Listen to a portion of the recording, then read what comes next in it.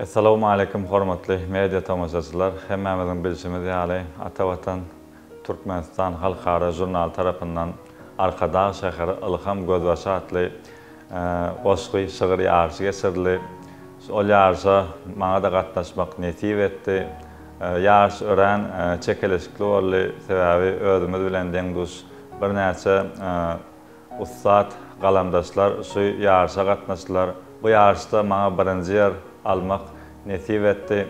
Maňa bildiren anamyňyz üçin ähliňize minnetdarlygymy bildirýän nesip bolsa has gowy eserler bilen türkmen halkymyza, hormatly prezidentimize kän ýyllar hyzmat etmek nesip etsin. Janyňyz sag bolsun. Ana şu ýarşyň baýragy hökmünde 5 manat baýragyna şu gün munasip boldum. Vatanymyz azuda bolsun, şäherlerimiz hasta gözelleşip gurulsun, döresin. Bize de olary diňe owazallap wasp etmek galsyn.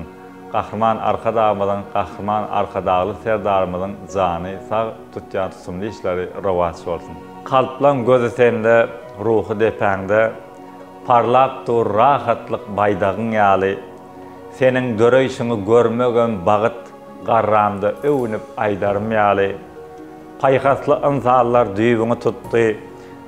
Meger şondan bütün durkun akıllı, yakımlı duygular duyup bağrında ilim sende yaşar, yaşan şekilli. Alha şeylere koşku bilen men şu Arkadağ şäheri Ilham Gözbaşy atly gepleşige gatnaşypdym. Janyňyz sag bolsun, ömrüňiz uzak bolsun.